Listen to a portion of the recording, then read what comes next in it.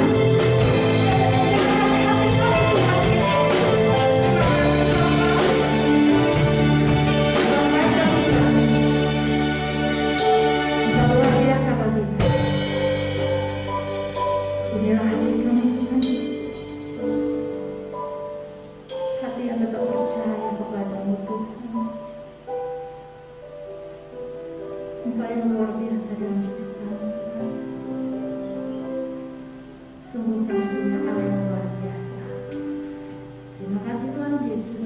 Kami mau terus Tuhan memuji dan memuji Engkau. Hanya di dalam nama Tuhan Yesus. Haleluya.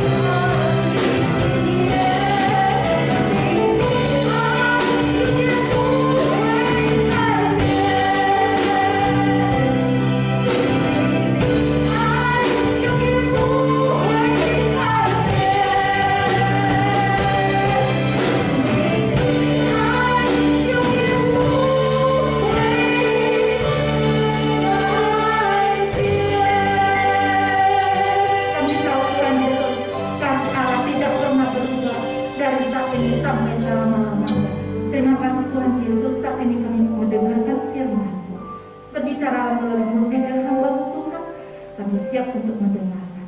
Hanya di dalam nama Tuhan Yesus. Haleluya. Amin.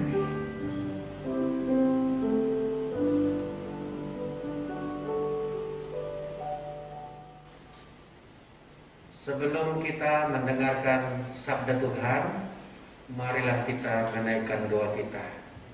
Kita tundukkan kepala dan kita berdoa. Terima kasih ya Tuhan untuk ibadah kami di awal bulan ini.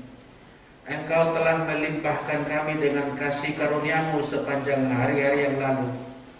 Demikian pun kami sekarang menghadap Engkau lagi, memohonkan belas kasihan-Mu agar terus mengalir dalam kemurahan-Mu kepada setiap kami melalui hari-hari yang akan kami masuki. Kami akan mendengarkan sabda-Mu di siang hari ini. Kiranya Tuhan mengurapi setiap kami. Apa yang akan kami gumulkan pada khotbah ini, kiranya sungguh-sungguh melaluinya Tuhan berbicara kepada kami. Kami siap mendengarkan sabda-Mu ya Tuhan. Di dalam nama Tuhan Yesus Kristus kami berdoa, kami bersyukur. Haleluya. Amin. Saudara yang dikasihi Tuhan, pada ibadah minggu ini kita akan merenungkan satu tema firman Tuhan dengan judul Daud berkenan kepada Tuhan. Daud berkenan kepada Tuhan. Saudaraku, ada orang berhasil tapi belum tentu berkenan kepada Tuhan. Tetapi orang yang berkenan kepada Tuhan sudahlah pasti dalam proses hidupnya menuju dan pasti masuk ke dalam keberhasilan. Sehingga yang paling utama kita inginkan adalah berkenan kepada Tuhan. Berhasil itu adalah konsekuensi berikutnya. Untuk itu kita baca dulu satu firman Tuhan dari Kisah Para Rasul pasal 13 ayat yang ke-22. Saya bacakan bagi kita demikian. Setelah Saul disingkirkan, Allah mengangkat Daud menjadi raja mereka. Tentang Daud, Allah telah menyatakan, Aku telah mendapat Daud bin Isai, seorang yang berkenan di hatiku dan yang melakukan segala kehendakku. Puji nama Tuhan.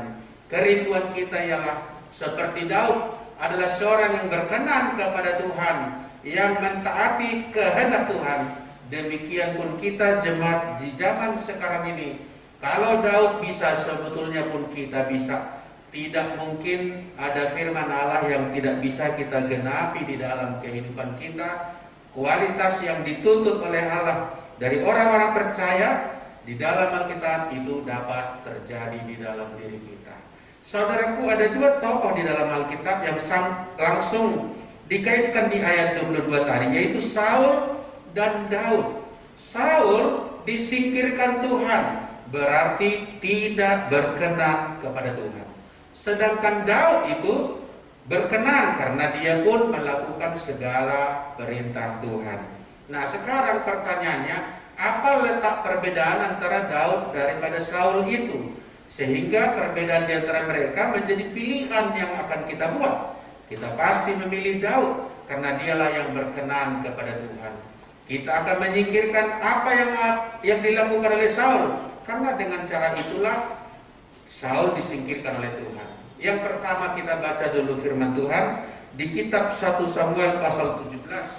Riwayat mereka berdua diceritakan bersamaan di pasal-pasal 17 dan pasal berikutnya terus sampai habis kitab Samuel itu. Demikian 1 Samuel 17 ayat 32. Berkatalah Daud kepada Saul. Sebagai latar belakang ini dalam konteks ketika Saul bersama pasukan Israel berhadapan dengan Filistin dengan tokoh kuat di sana yaitu Goliat. Saya ulangi ayat 32. Berkatalah Daud kepada Saul, janganlah seorang menjadi tawar hati karena dia, karena Goliat. Hambamu ini akan pergi melawan orang Filistin itu.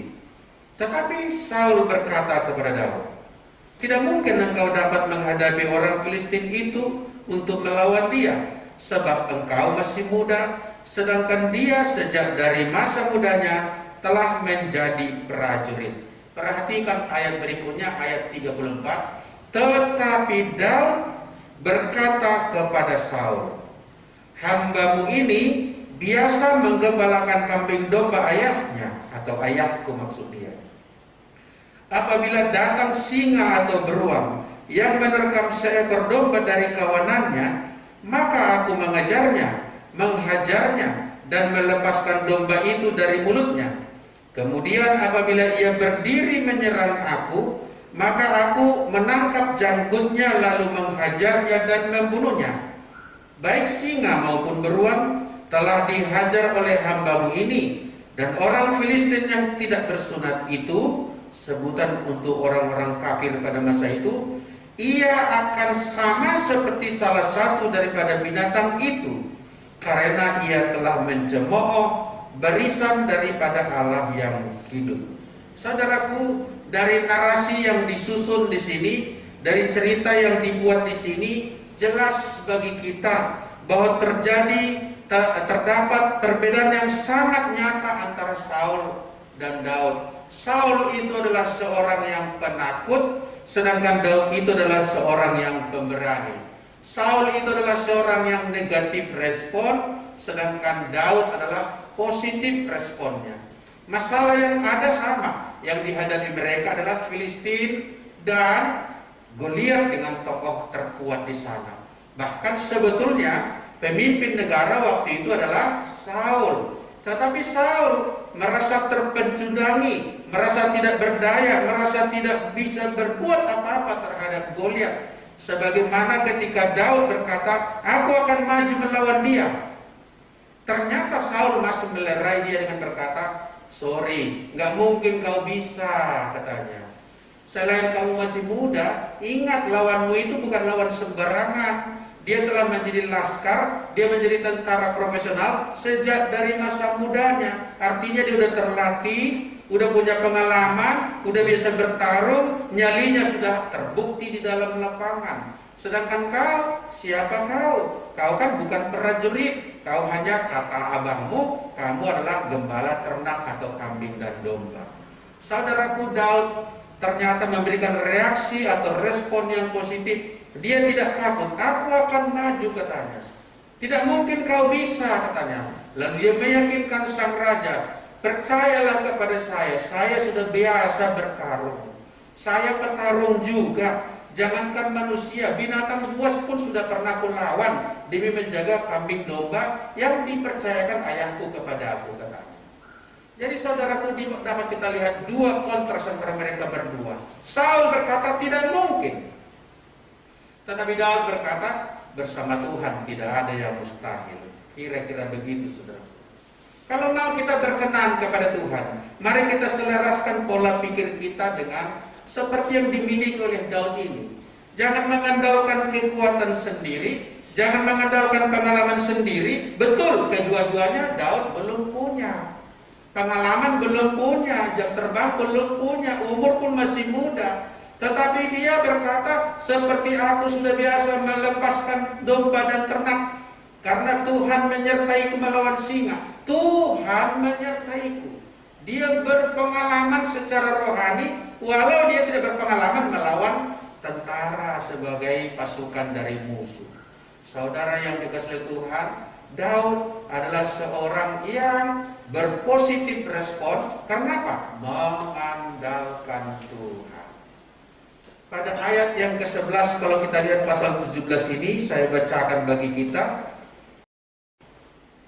Ketika Saul dan segenap orang Israel mendengar perkataan orang Filistin itu, maka cemaslah hati mereka dan sangat ketakutan. Dikatakan itu cemaslah hati mereka.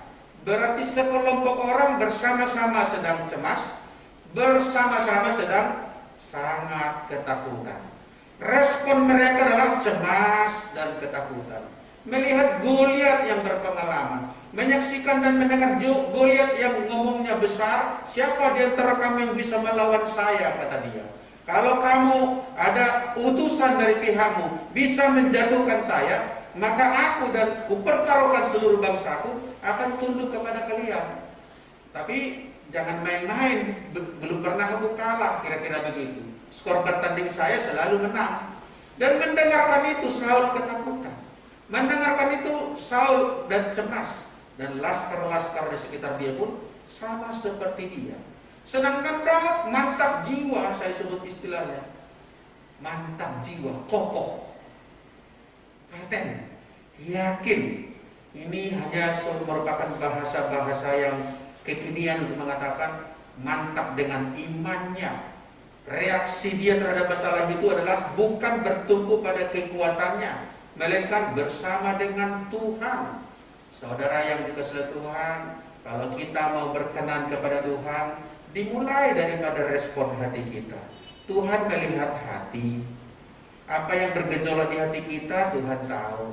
Kalau kita takut dengan persoalan yang kita hadapi, sebetulnya kita sedang meragukan Tuhan. Atau mungkin kepercayaan kita belum penuh, atau mungkin kepercayaan kita masih belum teruji. Daud berpengalaman dengan Tuhan dan dia berani berhadapan dengan lawan-lawan yang telah menghina bangsanya. Saya mau berkata Bapak Ibu yang dikasihi Tuhan, reaksi di dalam batin seseorang menentukan hasil yang akan dia peroleh. Reaksi batin belum bergerak keluar, belum terujar satu kalimat di dalam hati kita. Apa yang ada di dalam hati kita ketika kita mendengarkan kabar yang mungkin itu kabar yang buruk, kabar yang tidak kita sukai, beban yang mungkin akan kita tanggung, perubahan-perubahan yang mungkin kita belum siap. Apa yang menjadi reaksi hati kita? Dimulai dari hati. Daud itu berkenan bukan hanya perbuatannya yang dinilai Tuhan, tapi dari hatinya. Itu sebabnya dahulu memang dia lolos diurapi oleh Nabi Samuel, ialah karena Tuhan berkata kepada Nabi Samuel, janganlah pandang parasnya yang cantik atau elok. Sebab manusia melihat apa yang di depan mata, tetapi Tuhan melihat hati. Berkenannya Daud kepada Tuhan dimulai dari hatinya. Dari mana kita tahu? Ini ketika ada masalah, reaksi dia tenang, berani, dan yakin berkata, aku akan maju menghadapi orang yang telah menghinakan bangsa kita dan yang telah menghinakan Tuhan kita. Saudaraku, ada apa di balik ketakutan Saul? Jelas karena dia mengandalkan dirinya sendiri. Sedangkan ada apa di dalam positif respon dari Daud? Karena dia mengandalkan Tuhan. Kunci di balik hati kita adalah pribadi siapa yang kita andalkan. Apakah pribadi Tuhan? Apakah pribadi kita? Apakah pribadi sesama kita? Nabi Samuel berkata, Nabi Yeremia berkata, diberkatilah orang mengandalkan Tuhan. Sebaliknya dikatakan, terkutuklah orang yang mengandalkan dirinya ataupun sesama manusia. Saudara, mari kita di tengah masalah-masalah yang kita hadapi, termasuk pandemi corona, mari hati kita lurus dan benar, hati kita mengandalkan Tuhan, hati kita percaya kepadanya. Jangan kita hanya bernyanyi, hatiku percaya, tapi sebetulnya ragu. Biarlah nyanyian itu membuat gelora di hati kita satu irama, bahwa hati kita percaya. Masalah apapun, sebesar apapun, serumit apapun, hadapi dengan positif. Kita percaya di balik semuanya itu Allah berdaulat. Di atas semuanya itu ada rencana Allah yang jauh lebih besar. Katakan amin, saudara. Haleluya. Bagaimana Daud menjadi seorang yang berkenan di hadapan Tuhan? Kita baca lagi bagian kedua, 1 Samuel 17 mulai ayat 44, lanjutan daripada ayat yang tadi kita baca. Ayat 44, demikian. Pula kata orang Filistin itu kepada Daud. Nah, ini sudah berhadapan Daud dengan Goliat. Tadi Daud berbicara dengan Saul. Ini sekarang sudah head to head dengan orang besar dari Filistin ini. Dikatakan Daud begini, hadapilah aku, maka aku akan memberikan, ini dikatakan oleh Filistin kepada Daud, hadapilah aku, maka aku akan memberikan dagingmu kepada burung-burung di udara dan kepada binatang-binatang di padang. Mungkin kalau laskar-laskar yang lain di bawah Saul mendengar kalimat begitu sudah ketakutan, sudah terbirit-birit, wah ngeri nih. Kalau badan saya nanti dicabik-cabik lalu dikasih jadi makanan burung-burung dan binatang buas, ngeri nih. Tetapi bagaimana Daud? Kita ikuti ayat 45. Tetapi Daud, jadi menanggapi si Goliat tadi, tetapi Daud berkata kepada orang Filistin itu, apa katanya? Engkau mendatangi aku dengan pedang, tombak, dan lembing. Tetapi aku mendatangi engkau dengan nama Tuhan semesta alam. Dengan nama Tuhan semesta alam, Allah segala barisan Israel yang kau tantang itu. Kita lihat ayat berikutnya 46. Hari ini juga kata dia, Tuhan akan menyerahkan. Lihat, Tuhan akan menyerahkan. Dia tidak berkata kekuatanku akan meluncuti engkau, kehebatanku akan mengalahkan engkau. Tidak demikian. Dikatakan dia, Tuhan akan menyerahkan engkau ke dalam tanganku, dan aku akan mengalahkan engkau serta memenggal kepalamu dari tubuhmu. Hari ini juga aku akan memberikan mayatmu dan mayat tentara orang Filistin kepada burung-burung di udara dan pada binatang-binatang liar, supaya seluruh bumi tahu bahwa Israel mempunyai Allah, dan supaya segenap jemaah ini tahu bahwa Tuhan menyelamatkan bukan dengan pedang, bukan dengan lembing, sebab di tangan Tuhanlah pertempuran, dan Ia pun menyerahkan kamu ke dalam tangan kami. Apa ayat-ayat ini maksudnya, saudaraku? Apa yang dimaksud dengan tulisan ini bagi kita? Maksudnya adalah Daud memperkatakan sesuatu yang dia percaya. Tadi di ayat 45 dikatakan, tetapi Daud berkata, ayat 45, tetapi Daud berkata, mengucapkan kalimat.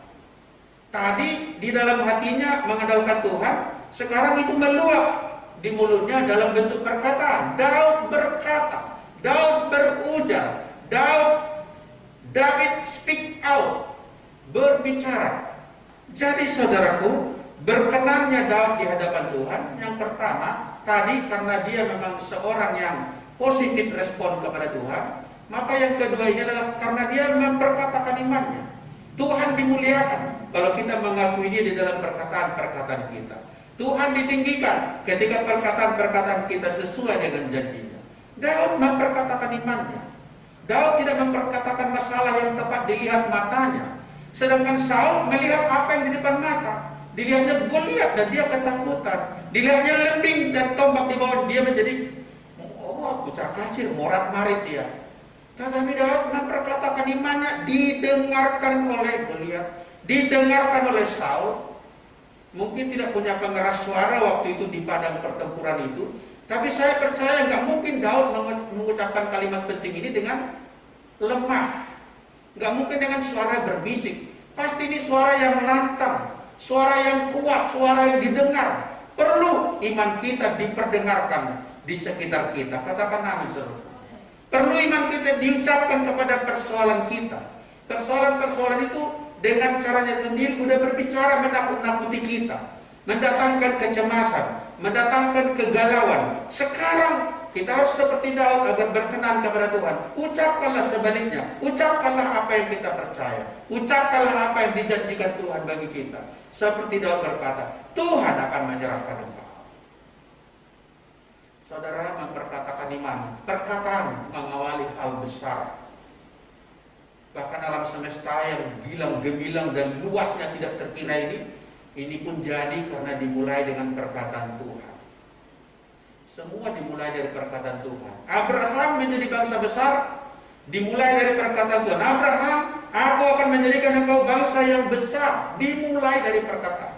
Aku akan memberkati engkau dan keturunanmu, dimulai dari perkataan. Saudaraku, perkataan mengawali hal besar. Kalau saudara mungkin ada di satu kawasan tanah milikmu, lahan yang kamu punya, ada perbukitan, ada lembah, ada sungai mungkin, ada pohon-pohonan. Mungkin kita melihat lahan yang kita punya berkata, aku akan membangun villa di atas gunung itu. Dimulai dari perkataan. Dimulai dari perkataan. Betapa dahsyatnya perkataan. Kalau yang pertama tadi boleh disebut the power of faith, Yang kedua, the power of speaking, the power of sentence, berkuasa daripada kalimat-kalimat yang kita ucapkan. Perkataan mengawali hal besar atau sebaliknya. Kekalahan dimulai dari perkataan juga. Sikap pengecut dimulai dari perkataan juga. Aku nggak bisa. Aku nggak mampu. Udah yang lain saja. Aku cukup sampai di sini. Dimulai dari perkataan. Tapi ada orang berkata, aku akan maju. Saya akan coba sekali lagi. Saya akan mengerahkan kekuatan lagi. Mana perlu saya juga akan meminta tolong kepada orang bisa membimbingku. Dan mungkin berkata, aku akan berdoa. Perkataan kita menentukan. Orang-orang besar ditandai dengan ucapan yang pernah dikatakannya atau ditulisnya. Dan itu dilestarikan. Dan kita suka mengutip itu menjadi kata-kata mutiara. Kata-kata mutiara bagi kita. Tapi dulu ketika mereka mengucapkan itu adalah kata yang luar biasa, saudaraku. Yang powerful.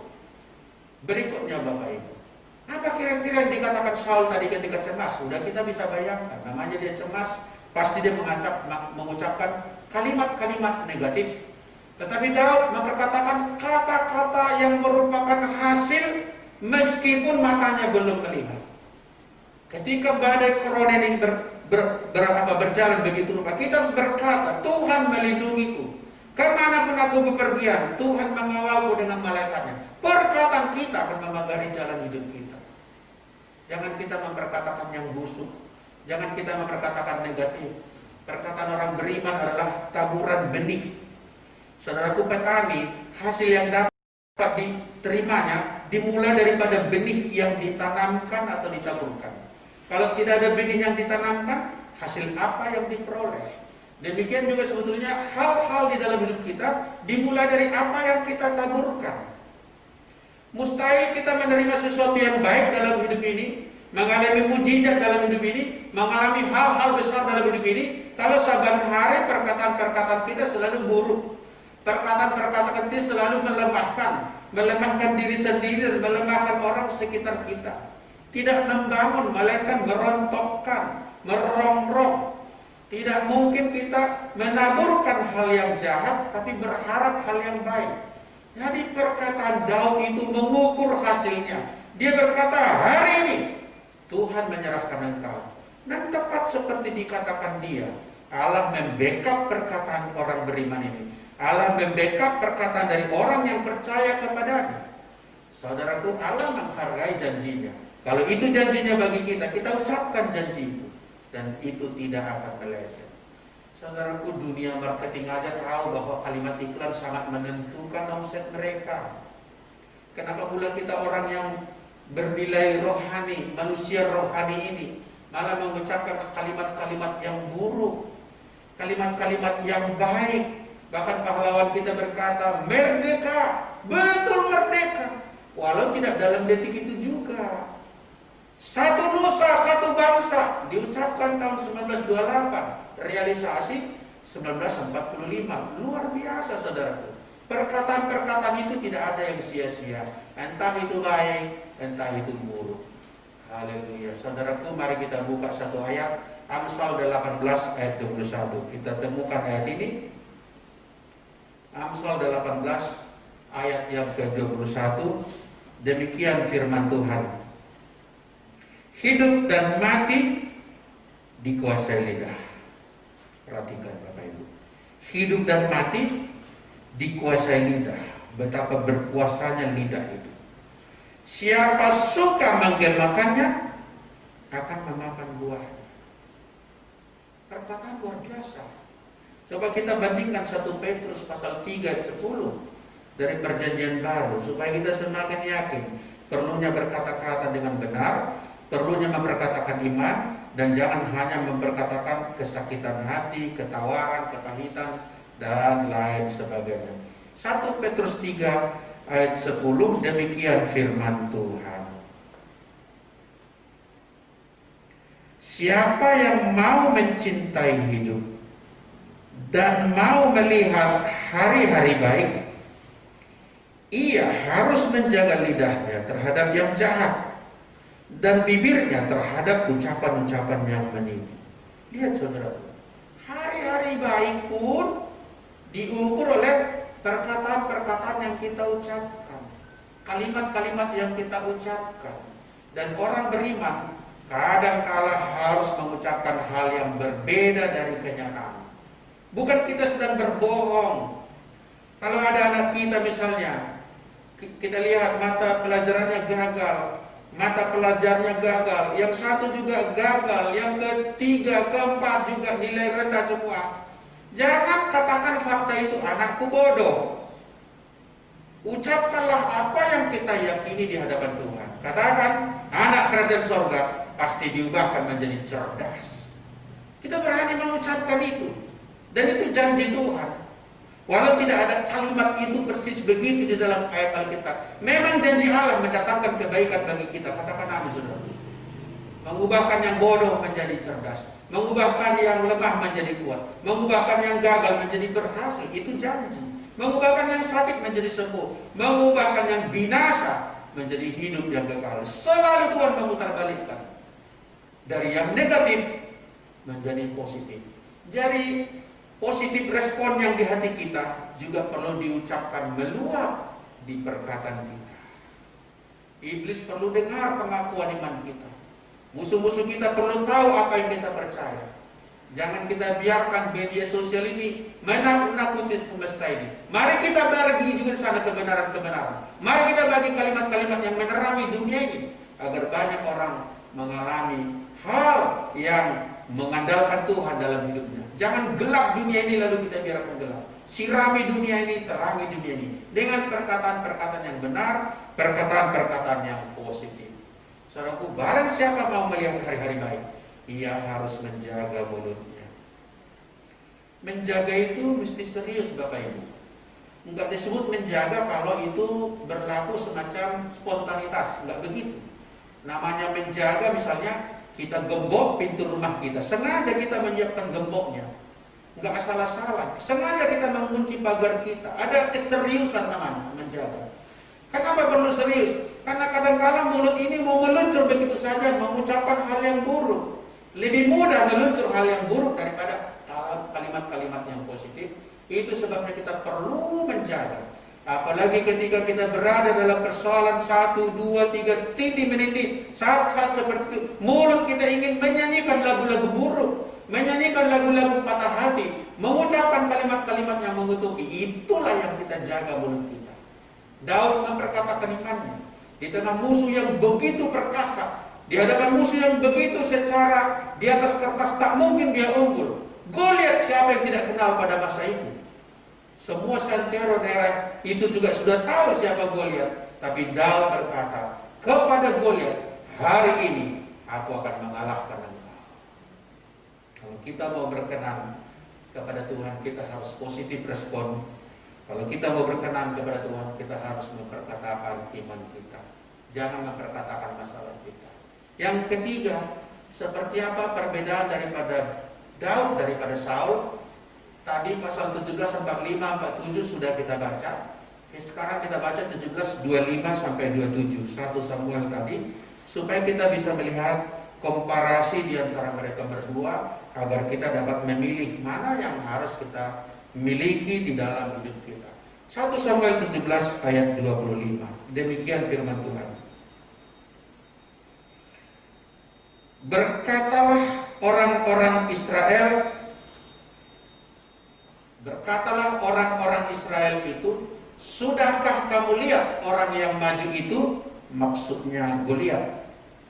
Goliat lewat mungkin memperagakan gaya mengejek gitu ya. Lalu orang-orang Israel berkata, sudahkah kamu lihat orang yang maju itu? Sesungguhnya ia maju untuk mencemoohkan orang Israel. Orang yang mengalahkan dia akan dianugerahi raja kekayaan yang besar. Berikutnya raja akan memberikan anaknya yang perempuan kepadanya. Dan berikutnya ditambah lagi, kaum keluarganya akan dibebaskan dari pajak Israel.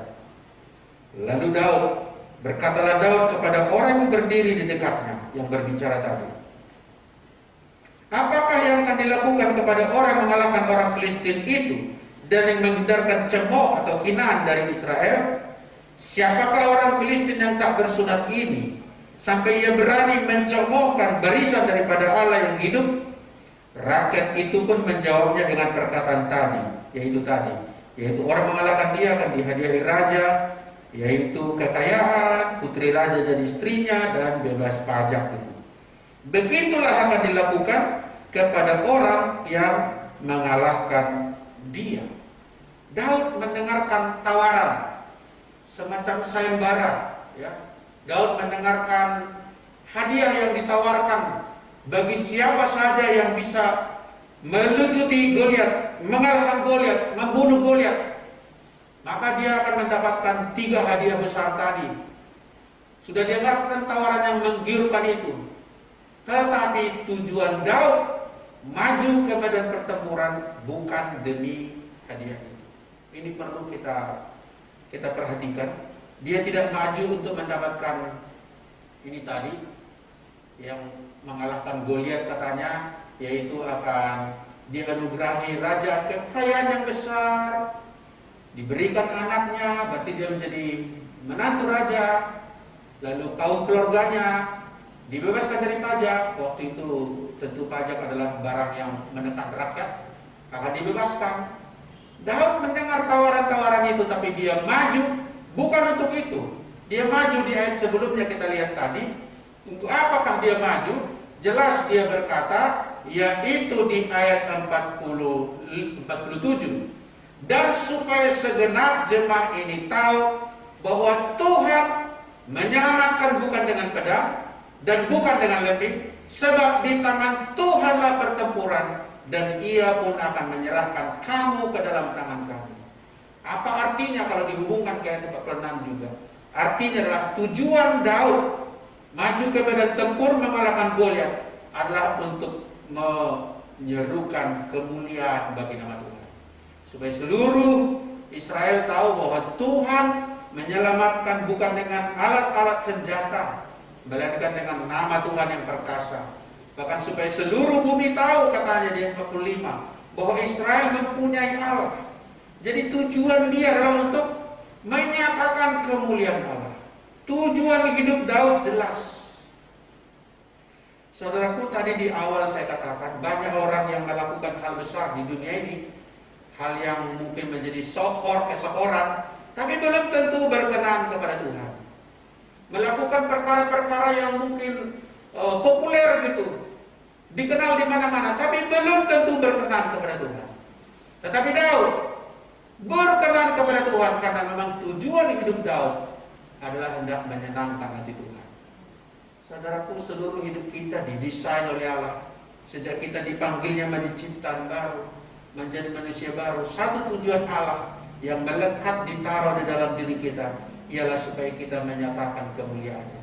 Kalimat-kalimat seperti itu misalnya muncul dengan pergilah seluruh bumi, ajarlah mereka melakukan yang kuajarkan kepadamu, baptislah mereka jadilah bangsa muridku, dan semuanya itu dikatakan supaya seluruh dunia ini memuliakan Kristus. Kuberikan kuasa kepadamu supaya kamu menjadi saksiku di Yerusalem, Yudea, Samaria sampai ujung bumi. Tetap panggilan Allah bagi kita. Kita diselamatkan untuk menyaksikan kemuliaan Tuhan. Daud dilihat oleh Allah benar. Daud dinilai oleh Allah benar. Itulah sebabnya di kitab Kisah Para Rasul tadi, Petrus merujuk cerita itu dengan berkata, ketika Saul disingkirkan Allah, maka Allah mengangkat Daud karena Daud berkenan kepada Allah dan Daud melakukan ketetapan-ketetapan Allah.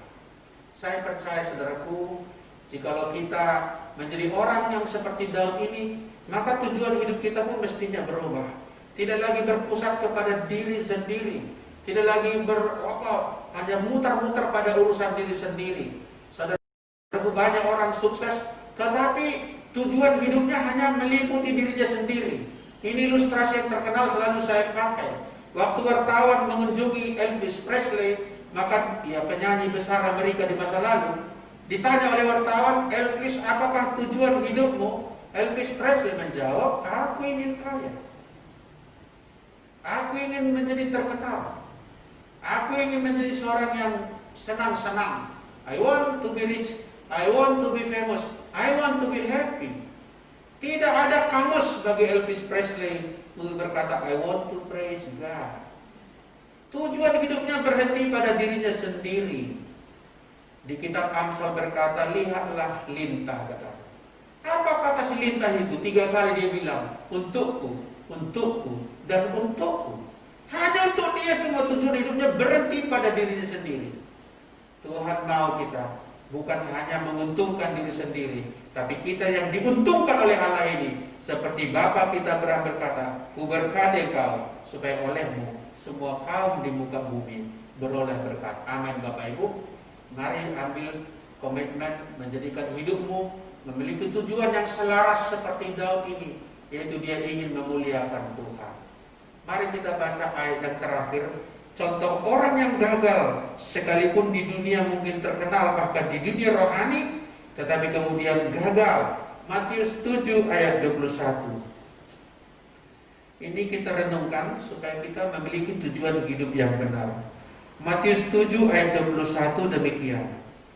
Bukan setiap orang yang berseru kepadaku, Tuhan, Tuhan, akan masuk ke dalam kerajaan surga, melainkan dia yang melakukan kehendak Bapakku yang di surga. Seperti Daud tadi, melakukan kehendak Tuhan. Ayat 22, pada hari terakhir banyak orang akan berseru kepada Tuhan, kepadaku, Tuhan, Tuhan, bukankah kami bernubuat demi namamu dan mengusir setan demi namamu dan mengadakan banyak mujizat demi namamu juga? Pada waktu itulah aku akan berterus terang kepada mereka dan berkata, aku tidak pernah mengenal kamu. Enyahlah daripadaku, kamu sekalian pembuat kejahatan. Saudaraku, ada orang-orang yang mungkin sudah melakukan hal A, B, C, tapi di mata Tuhan tidak berkenan, malah dianggap sebagai pembuat kejahatan. Di mana kejahatan orang ini? Kalau kita teliti ini sejenak, saudaraku, sebelum kita sudahi renungan ini, apa yang merupakan kejahatan orang ini? Dikatakan orang itu berseru ya kepada Tuhan, bukankah kami sudah bernubuat demi namamu?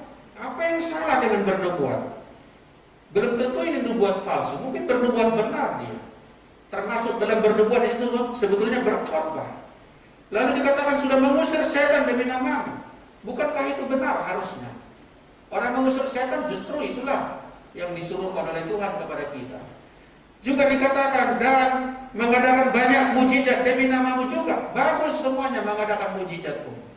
Tetapi orang-orang yang berteriak pada hari terakhir tadi, yaitu dikatakan, bukankah kami, ini pusatnya, bukankah kami, entah berapa orang itu berkata. Pada satu orang, bukankah saya, bukankah aku telah bernubuat demi namamu, telah mengusir setan demi namamu, melakukan mujizat demi namamu. Penekanannya bukankah kami atau saya. Sentral hidupnya adalah dirinya sendiri.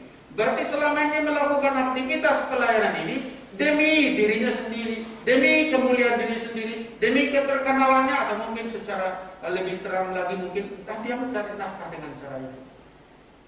Saudara yang dikasihi oleh Tuhan, mari kita seperti Daud. Udah diiming-imingi, kamu akan dapat kekayaan besar, kamu akan menjadi menantu raja, kamu dan keluargamu bebas pajak. Tetapi dia maju melayani bukan demi itu, bukan demi itu. Dia maju ke sana supaya seluruh bumi tahu Israel punya Allah. Apa lagi? Supaya seluruh Israel tahu bahwa kemenangan bukan di tangan orang yang punya pedang, lembing dan tombak, melainkan di tangan Tuhan peperangan. Dan kamu akan melihat peristiwa kemenangan pada hari ini. Saudaraku, kita benar, bukan hanya hal yang kita respon baik, perkataan yang baik, tapi juga tujuan yang baik, tujuan hidup kita. Tujuan menentukan kita benar atau tidak. Sebuah perbuatan baik mungkin juga ada kategori baik, tapi kalau tujuannya jahat tetap bernilai jahat. Ya, tentu yang bertujuan baik tidak mungkin juga berbuat jahat. Tapi tujuan baik, ada orang berbuat jahat, itu pun sama jahatnya, saudaraku. Jadi tentang goal atau tujuan dari Daud jelas. Dalam hidupnya Daud hampir sama dengan Paulus berkata, apa yang ku kehendaki ialah mengenal dia dan mengenalkan dia kemana-mana. Saudara yang dikasihi Tuhan, kita akan sudahi firman Tuhan yang mau kita kumpulkan pada pagi hari ini, yaitu Daud adalah orang yang berkenan kepada Tuhan. Daud adalah manusia biasa sama seperti kita. Kalau Daud bisa berkenan karena dia memiliki respon yang positif terhadap persoalan karena dia mengandalkan Tuhan. Dan Daud adalah seorang berkata, mengatakan, mengucapkan imannya di hadapan masalahnya, dan tetap mengokohkan hatinya untuk punya tujuan yang benar, yaitu demi kemuliaan Tuhan. Maka ketiganya juga bisa kita miliki. Kita bisa ambil menjadi prinsip hidup kita, menjadi moto hidup kita, menjadi semboyan hidup kita. Dengan cara itulah kita berjalan. Itulah rambu-rambu dalam hidup kita. Dan saya percaya seperti Daud berkenan kepada Tuhan, kita pun berkenan di hadapan Tuhan. Amin. Kita berdoa. Sekaligus kita akan memasuki perjamuan kudus di minggu pertama di bulan Oktober ini. Haleluya. Saudara yang dikasihi Tuhan, mari kita berdoa. Terima kasih Tuhan untuk firman-Mu sudah kami dengarkan. Kami mau menjadi orang berkenan kepada-Mu, layak di hadapan-Mu, menyenangkan hati-Mu Tuhan, benar di hadapan-Mu ya Tuhan. Kami mau seperti Daud. Kami mau meneladani dia. Kami mau meniru hal baik ini. Kami mau mengambil prinsip hidup, yaitu kami akan mengandalkan Tuhan dalam segala keadaan apapun, sehingga kami dapat dalam hati kami bereaksi secara benar terhadap masalah-masalah yang kami hadapi. Karena mengandalkan Tuhan, kami percaya semuanya itu pasti mendatangkan kebaikan. Seperti Daud mengucapkan imannya, mengucapkan yang dia percaya. Dia tidak terlibat jatuh dalam perasaan emosional yang akan membawa dia bertumbuh pada ketakutan, melainkan dia mengucapkan imannya di hadapan persoalan yang dihadapi, mengucapkan keyakinannya di hadapan musuh-musuhnya. Dan engkau membela dia, engkau menyatakan terwujud apa yang dikatakan dia. Hari itu juga Goliat dikalahkan olehnya, dan Daud ini terpuji, berkenan di hadapan Tuhan, karena dia seorang punya tujuan hidup yang konsisten. Tujuan hidupnya hanyalah untuk menyenangkan hati Tuhan. Inilah kami Tuhan, dengan segala kekurangan kami, dengan segala kelemahan, bahkan mungkin juga kegagalan kami mau bangkit berdiri. Kami mau terus berjalan seperti Daud ini berjalan dalam hidupnya. Kami pun mau mencapai predikat berkenan di hadapan Tuhan. Terima kasih Tuhan. Terima kasih. Sebentar lagi kami akan mengadakan sakramen perjamuan kudus. Kiranya Tuhan memberkati ibadah sakramen kami ini. Kami berdoa Tuhan untuk setiap roti dan anggur yang kami siapkan di gereja ini, atau disiapkan oleh jemaat-Mu di rumah mereka. Kiranya Tuhan menguduskannya, mentahirkannya, memberkatinya, sehingga dapat kami terima menjadi alat sakramen yang di dalamnya dan melaluinya kami beroleh persekutuan dengan tubuh dan darah Kristus sesuai dengan firman-Mu. Maka Tuhan, kuduskanlah kami yang juga dalam perjamuan kudus ini. Layakkan setiap kami, bersihkanlah kami, tahirkanlah hati kami, pikiran dan seluruh hidup kami, agar kami layak bersekutu dengan tubuh dan darah Kristus. Terpuji-pujilah Tuhan, kami naikkan ucapan syukur di dalam nama Tuhan Yesus Kristus. Haleluya. Sama-sama kita berkata amin. Sambil Bapak Ibu yang di rumah menyiapkan roti dan anggur masing-masing, kita siapkan diri kita mendengarkan satu penjelasan singkat dari tulisan Yohanes ya. Tulisan Yohanes betapa pentingnya refleksi diri menghadapi meja perjamuan kudus, betapa pentingnya mengoreksi diri, yaitu di dalam 1 Korintus pasal 11 ya, di pasal 11 ayat 27. Jadi barang siapa dengan cara yang tidak layak menerima roti ataupun minum cawan Tuhan, ia berdosa terhadap tubuh dan darah Tuhan. Jadi jadikanlah perjamuan kudus menjadi saat yang penuh berkat bagi kita. Jangan jadi berdosa. Kenapa bisa berdosa? Dengan cara yang tidak layak. Cara yang tidak layak itu banyak, termasuk orang yang menjadikan dia sebagai apa ya, tanpa pertobatan, tanpa perubahan hidup. Yang penting ku makan rotinya, yang penting ku minum anggurnya, secara otomatis gitu, berkatnya ku terima. Tidak demikian, tidak demikian. Dituntut juga si penerima, si peserta perjamuan kudus itu melakukan koreksi diri, pembenahan diri. Ayat 28 berkata, karena itu hendaklah tiap-tiap orang menguji dirinya sendiri, memeriksa dirinya sendiri, dan baru sesudah itu ia makan roti dan minum dari cawan. Jadi saudaraku, kita bisa menerima berkat dari perjamuan kudus. Satu langkah yang kita lakukan ialah memeriksa hidup kita, memeriksa hati kita, mengakui salah kita, agar anugerah Tuhan dilimpahkan bagi kita. Haleluya, mari kita berdoa. Terima kasih Tuhan, kami yang seperjamuan kudus pada hari ini datang ke hadapan-Mu sebagai manusia yang memerlukan anugerah daripada-Mu, kemurahan-Mu yang menguduskan kami, mengampuni dosa kami, memandang kami benar bukan dari kebenaran kami sendiri, melainkan karena Kristus Tuhan kami telah menanggung, telah memikul segala dosa kami di atas kayu salib, dan olehnya, oleh bilur-bilurnya kami dikuduskan, oleh bilur-bilurnya juga kami disembuhkan. Maka layaklah kami menerima tubuh dan darah-Mu ini Tuhan. Di dalam nama Tuhan Yesus Kristus kami berdoa. Sama-sama kita berkata amin. Kita bangkit berdiri, kita angkat roti di tangan kanan kita.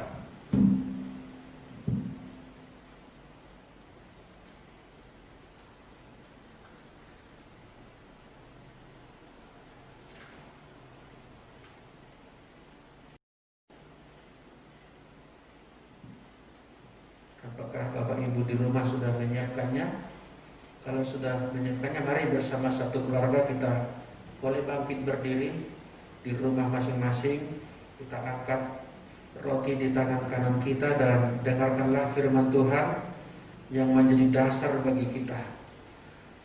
Demikian Saulus menulis Paulus, sebab apa yang telah kuteruskan kepadamu telah aku terima dari Tuhan, yaitu bahwa Tuhan Yesus pada malam waktu ia diserahkan mengambil roti, dan sesudah itu ia mengucap syukur atasnya, ia memecah-mecahkannya dan berkata, inilah tubuhku yang diserahkan bagi kamu, perbuatlah ini menjadi peringatan akan aku.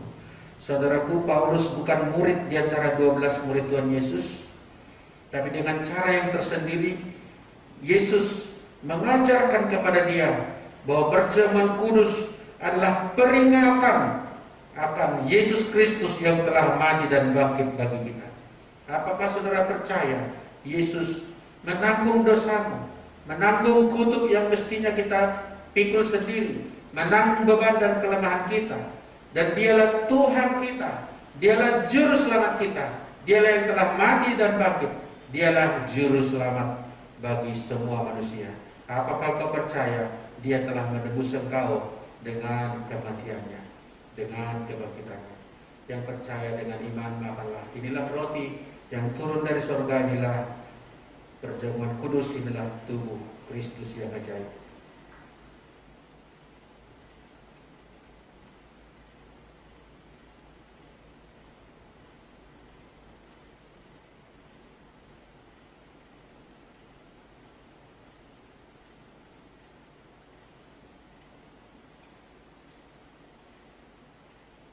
Bapak Ibu boleh mengangkat cawan masing-masing dan dengarkanlah firman Tuhan menjadi dasar bagi perjamuan kudus ini. Demikian juga ia mengambil cawan sesudah makan, lalu berkata, cawan ini adalah perjanjian baru yang dimeteraikan oleh darahku. Perbuatlah ini setiap kali kamu meminumnya menjadi peringatan akan aku.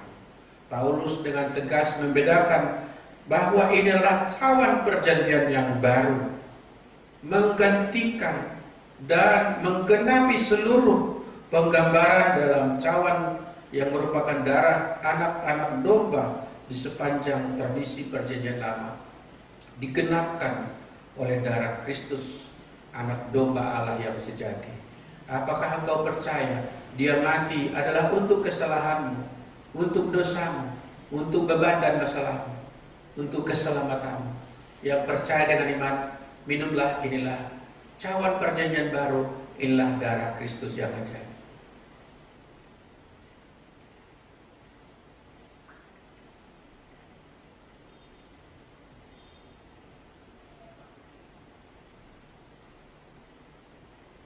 Mari kita sejenak mengingat perbuatan Kristus. Dia yang tak berdosa dijadikan korban. Dia yang tak bersalah, kepadanya ditimpakan kesalahan. Oleh Nabi Yesaya berkata, dalam rupa pun ia tidak masuk hitungan, tetapi sesungguhnya penyakit kitalah yang ditanggungnya, dosa kitalah yang dipikulnya. Ia diperlakukan, ditindas oleh Allah, diposisikan sebagai yang ditindas oleh Allah, tapi sebetulnya oleh kesakitannya, oleh penderitaannya, oleh bilur-bilurnya, penyakit kita disembuhkan, dosa kita diampuni, kita dijadikan kudus, diciptakan baru serupa kembali, seperti ciptaan yang semula serupa segambar dengan Allah. Maka kita adalah manusia yang baru, mempunyai status dibenarkan oleh Allah. Terima kasih Tuhan, terima kasih buat anugerah-Mu ini, terima kasih buat kasih-Mu kepada kami. Terpuji-pujilah Engkau Tuhan Yesus, Engkau telah berkorban, Engkaulah pahlawan kami, Engkaulah segalanya bagi kami. Maka seperti Paulus berkata, hidupku ini adalah bukannya aku lagi, melainkan Kristus yang hidup di dalam aku. Mari Tuhan, kami mau Engkau memimpin hidup kami. Firman-Mu, perintah-Mu menjadi rambu yang menuntun kehidupan kami, agar hidup kami berkenan kepada Tuhan.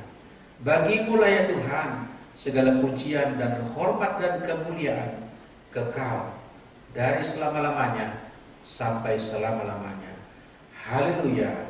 Sama-sama kita berkata, amin. Tuhan memberkati kita.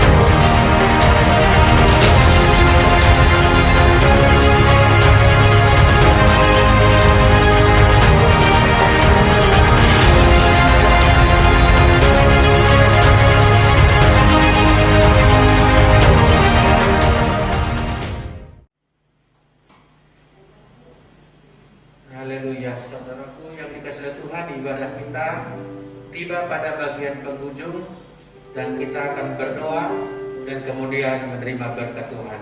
Mari satukan hati kita dan kita menaikkan doa syafaat kita. Haleluya, terpujilah Tuhan. Terpujilah Tuhan yang menulis masa depan bagi kami. Terpujilah Tuhan yang menjamin bahwa janjinya digenapkan pada kami. Terpujilah Dia yang merancang hal yang baik bagi kami, turut terlibat dalam segala sesuatu, mendatangkan kebaikan bagi kami. Terima kasih Tuhan, kami mengangkat tangan atas kota kami. Kiranya Tuhan memberkati kota di mana kami berada. Jadikan kota ini menjadi kota yang aman, kota yang damai. Jauhkan dari mara bahaya, jauhkan dari hal-hal yang jahat. Biarlah kota kami menjadi kota yang memuji Tuhan. Kota kami menjadi kota yang sungguh-sungguh mencerminkan kemuliaan Tuhan. Dan kami berdoa Tuhan bagi pemerintah kota ini, diberikan roh takut akan Allah, agar mereka memimpin kota kami, agar memimpin provinsi kami Dan pada tingkat nasional kami juga berdoa bagi presiden kami, wakil presiden dan jajaran menteri, semua pejabat-pejabat tinggi negara dari Jakarta sampai ke kota-kota provinsi, kabupaten, kecamatan sampai ke desa. Semuanya diberkati oleh Tuhan dengan hikmat, dengan strategi yang baik untuk memimpin bangsa kami, agar kami keluar dari krisis ini, tidak masuk kepada krisis yang lebih buruk, melainkan menjadi negara yang mengalami pemulihan. Inilah doa kami, Tuhan. Biarlah Indonesia penuh dengan damai sejahtera, Tuhan. Biarlah Indonesia dipulihkan oleh Tuhan. Dan kami berdoa bagi gereja-gerejamu dimanapun berada, diberkati oleh Tuhan. Dimanapun berada, menjadi saksi dan terang di mana mereka ditempatkan, Tuhan. Terima kasih, Tuhan. Terima kasih, Tuhan. Kami menyerahkan agenda kegiatan kami sepanjang minggu ke depan ini. Tuhan turut serta di dalamnya. Tuhan mengurapinya. Tuhan menjadikannya sebagai bagian daripada kami mulai bersekutu dengan Engkau dan bersekutu dengan saudara-saudara seiman kami. Layanan-layanan virtual kami diberkati oleh Tuhan. Terima kasih, Tuhan. Terima kasih. Mari saudaraku, kita akan pulang dengan membawa berkat istimewa dari Tuhan. Haleluya. Bukalah hatimu. Arahkanlah pikiranmu kepada Tuhan kita. Pandanglah Dia dan ingatlah akan janjinya. Dan terimalah damai sejahtera dari Bapa kita yang kekal, anugerah yang sempurna dalam anaknya Yesus Kristus Tuhan, serta persekutuan daripada Allah Roh Kudus senantiasa menyertai kita, memberikan kita berkat, memberikan kita damai sejahtera di dalam nama Bapa dan Putra dan Roh Kudus. Haleluya, haleluya, amin.